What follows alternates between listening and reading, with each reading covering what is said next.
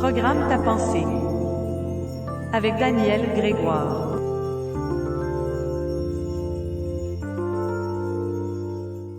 Alors bienvenue à ce 3e épisode de Programme ta pensée. Lors du premier, on a vu que le problème de nos sociétés est rendu pas mal dans la tête de ses habitants, et des jeunes en particulier, dans le cerveau des gens. Mais la solution est aussi dans le cerveau, par la programmation de la pensée, qui est possible et c'est prouvé à cause de la plasticité du cerveau. On a vu aussi que pour programmer sa pensée, il y avait des conditions au départ, comme la foi, la persévérance dans la pratique, mais que les bénéfices étaient intéressants parce que ça nous donnait une vie plus facile, une vie plus agréable. Dans le 2e épisode, on a vu comment installer et opérer ce qu'on a appelé l'antivirus, pour éliminer les pensées qui ne sont pas des pensées qui nous favorisent, qui ne sont pas des pensées qui nous font progresser. Aujourd'hui, on prend un temps d'arrêt et on se donne un coup de conscience. On regarde de plus près comment fonctionne notre monde et un peu pourquoi on est rendu où on est rendu, dans quelle sorte de monde je vis. Il y a plusieurs qualificatifs qu'on pourrait utiliser, mais c'est pas très important. Ce qui est important, c'est que la vie n'est pas agréable pour une grande majorité de personnes. Alors, quelles sont les causes réelles de ce chaos? Une cause importante, en tout cas, c'est le système. Un système basé sur des valeurs fausses, comme le profit, l'augmentation du profit. Et ça donne ce que ça donne. Jacques Michel, dans les années 75, je pense, avait une chanson qui s'appelait, qui s'appelle encore, Vodka Cola. Et ce qu'il dit dans cette chanson-là, c'est « Votez vodka, votez cola, ce n'est pas ça qui nous changera. La gauche, la droite, ça n'existe pas. Il y a ceux d'en haut et ceux d'en bas. » C'est quand même un point de vue qui mérite réflexion, non? Voici d'autres points de vue de personnages célèbres qui vont vous peindre une vision du système qui est très différente de celle qu'on entend habituellement, de celle qu'on enseigne à la jeunesse. Et on va commencer par un bonhomme qui a vécu au 18e siècle. C'est un monsieur Rothschild, Mayer Amschel Rothschild. Et le magazine Forbes disait de lui en 2005 qu'il est le 7e homme d'affaires le plus influent de l'histoire. Et ce que ce monsieur disait, c'est ceci. Donnez-moi le contrôle de l'argent d'un pays et je ne me soucie pas de qui fait les lois. Alors tant que je contrôle l'argent, vous pouvez élire n'importe qui. Je m'arrange avec ça. Pendant ce temps-là, eux vont vous divertir pour pas que vous me voyiez faire trop. Benjamin Disraeli, qui a été 2 fois premier ministre du Royaume-Uni, qui a vécu de 1804 à 1881, il disait « Le monde est gouverné par de tout autre personnage que ne l'imaginent ceux dont l'œil ne plonge pas dans les coulisses. » Alors ceux que vous avez élus, ceux que vous pensez qui dirigent le pays, détrompez-vous. Vous les voyez pas, ceux qui dirigent vraiment.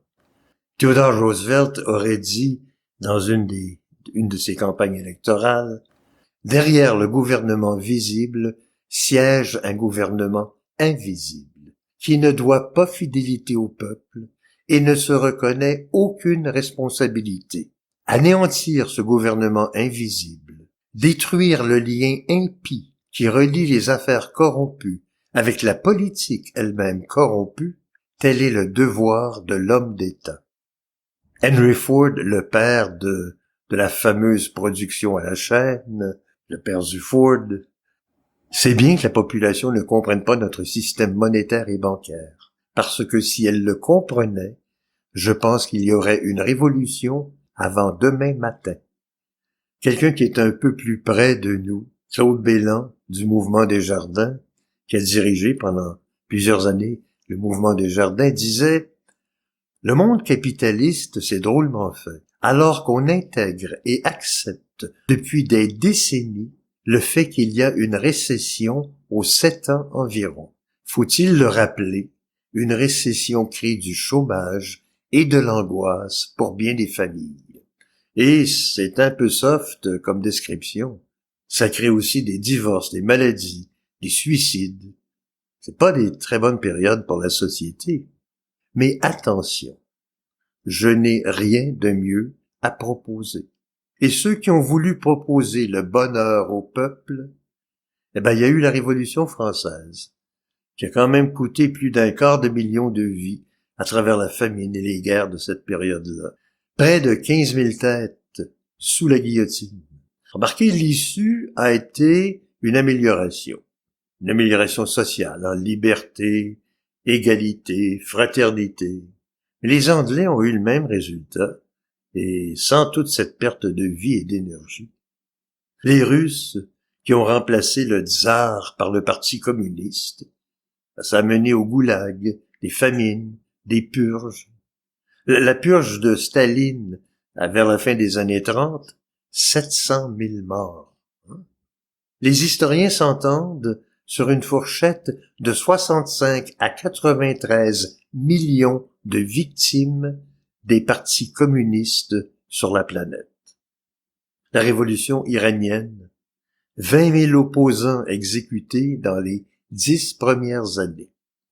500 000 d'hommes perdus dans la guerre contre l'Irak. Et on peut pas dire que la vie des femmes s'est grandement améliorée sous les ayatollahs. Alors ces grands mouvements-là, qui disent que le système est pourri, qu'il faut le changer, ils ne font que changer de côté entre la gauche et la droite. Mais rien ne change pour la population, au contraire. Et il y a toujours ceux d'en haut et ceux d'en bas. Mais c'est pas parce qu'on n'a rien de mieux à proposer qu'il faut se taire. On a quand même le droit d'observer. Et c'est même un devoir de poser des questions, de critiquer, de regarder d'où ça vient. On nous programme pour être divisés, parce que ça va mieux pour gouverner. Alors on nous forme à nous identifier par nos différences. D'ailleurs, c'est ce sur quoi porte la chanson de John Lennon et de Yoko Ono, Imagine. Les problèmes viennent des religions, des nations, des possessions. Et les possessions, c'est un peu la famille. On nous enseigne que la force vient de la concentration et de l'unité. Et on divise. On divise l'être en corps et âme, l'esprit en bien et mal, les connaissances en spécialisation, et on divise la conscience par toutes sortes de distractions et de faux débats. On divise. Et quand on parle de distraction, 1 milliard d'heures de vidéos vues chaque jour, ça représente 114 000 ans, et ça augmente de 50% par année. 300 heures de vidéos mises en ligne à chaque minute. 2263 photos à la seconde. Du pain et des jeux. C'est encore la même formule. Et les jeux, même pas besoin de les organiser, les citoyens les organisent eux-mêmes. Et quand on ajoute que ces valeurs, la religion, la patrie, la possession, sont aussi les principaux détonateurs des guerres, pas les décideurs, c'est le pouvoir économique qui décide toujours. Pouvoir économique associé au pouvoir politique. Mais on utilise les émotions issues des religions et de la patrie pour déclencher les guerres. Et ce conditionnement-là commence à la maison. C'est un conditionnement émotionnel. On aime nos parents et tout ce qui vient d'eux, c'est une vérité. Alors c'est là qu'on commence à apprendre comment penser, quoi dire, devant qui se mettre à genoux.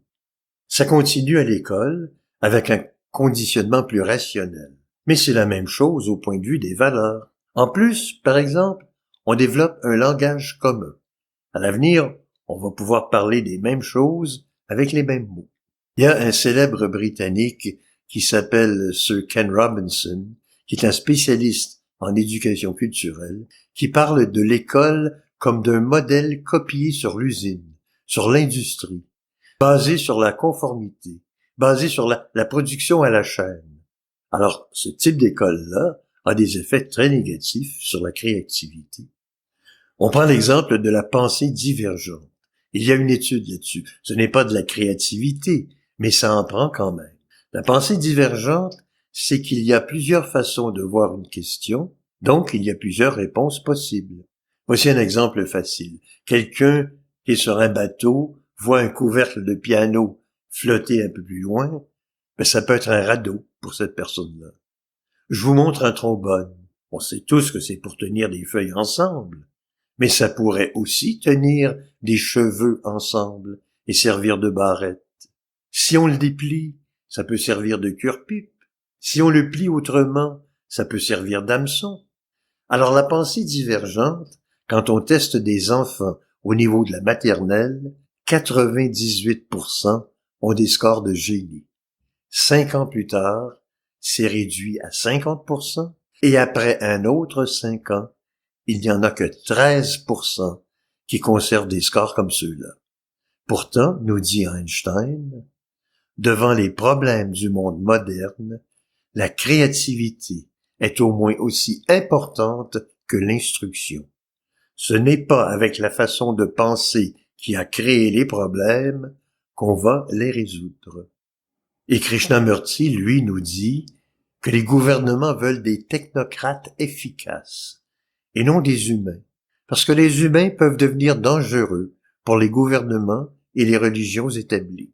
C'est pourquoi les gouvernements et les religions établies cherchent à contrôler l'éducation. Et c'est pourquoi on est comme on est, de bons citoyens soumis et programmés pour le rester. Arrêtons-nous ici quelques minutes. On n'aime pas le système. On voit que les dés sont pipés en faveur d'une minorité et qu'on nous conditionne à accepter ça. Mais par contre, les révolutions font encore plus de mal et ne changent rien au fond. Toujours ceux d'en haut et ceux d'en bas. Alors, on fait quoi? D'abord, on est indulgent envers soi-même et envers les autres, envers la société aussi. La société qui nous a formés comme elle-même avait été formée et qui entretient un système sans trop savoir comment faire autrement. Et à partir de là, on travaille sur ce sur quoi on peut avoir de l'influence et des résultats. Sur sa vie à soi et celle des gens qui nous entourent, des gens autour de nous, dans notre famille, nos amis, notre communauté. On passe à l'action et on agit dans sa sphère d'influence. Et on agit où ça compte le plus, on agit au niveau de la pensée. Parce que, comme disait Einstein, et comme on l'a mentionné dès le premier épisode, le monde que nous avons créé est un produit de notre pensée. Nous ne pouvons pas le changer sans changer notre façon de penser. Donc, on a vu dans l'épisode précédent l'installation du début du programme, c'est-à-dire l'antivirus et son opération. Deuxième partie, construire sa bibliothèque de belles images, de beaux rêves. Et un des avantages de cette deuxième partie-là, c'est que ça nous amène à préciser exactement ce qu'on veut. Comme certaines personnes le disent, des fois c'est plus difficile de savoir ce qu'on veut que de l'obtenir.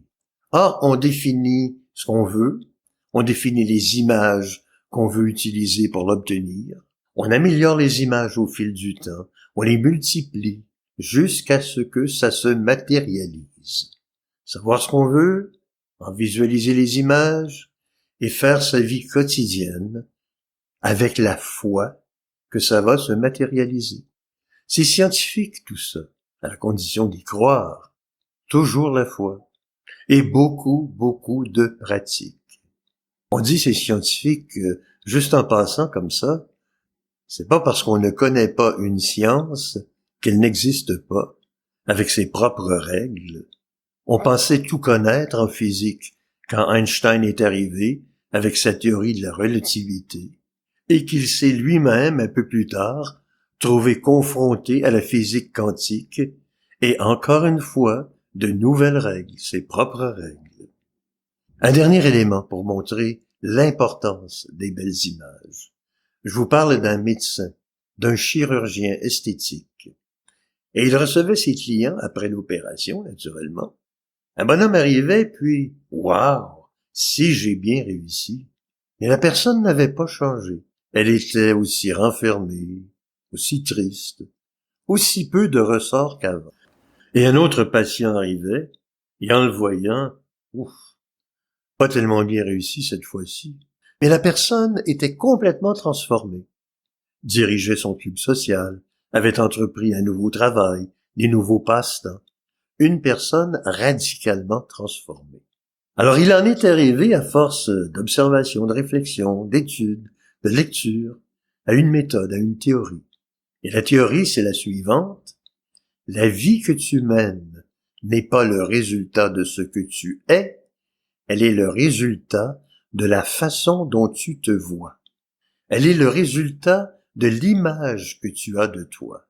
Donc, c'est important d'avoir de belles images. Il a écrit un livre là-dessus qui s'appelle Psycho-Cybernetics. Il l'a écrit en 1960 et le livre sert toujours, aujourd'hui, à former des athlètes d'élite. Il sert aussi beaucoup de fondement au discours de motivateurs dont la théorie repose sur ce que le docteur Maxwell Maltz écrivait dans son livre de 1960. Donc, de belles images et toujours se voir dans l'image, dans le moment de vie que l'image représente, en ressentir vraiment les émotions qui y sont reliées. Et c'est très important. Se voir dans l'image, se voir en action et ressentir ce qui se passe. Alors voilà pour aujourd'hui. À bientôt les amis et faites de beaux rêves.